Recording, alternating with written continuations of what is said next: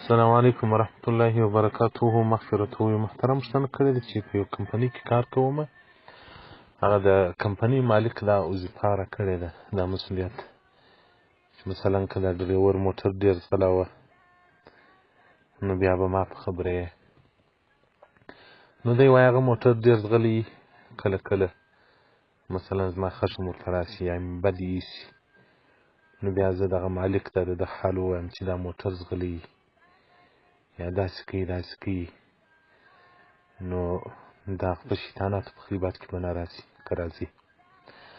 محترمه فقهای کرامو د شیطانت تعریف داسې کړی دی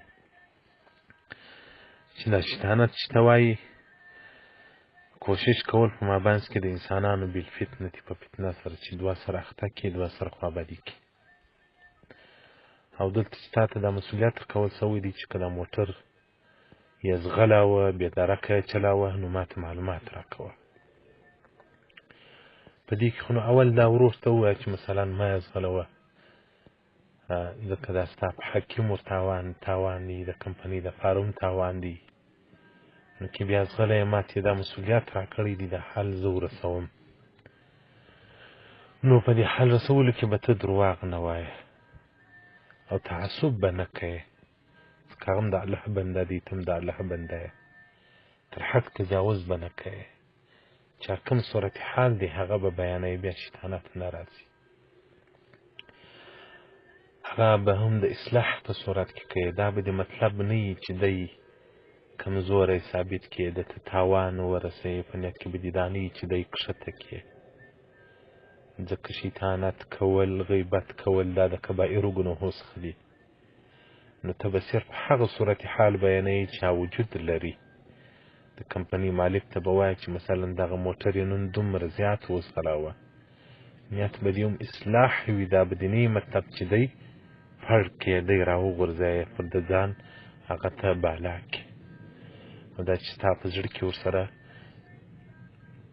تعصب دی، په زړه کې د کینه ده ورسره، دا د زړه څخه وباسه.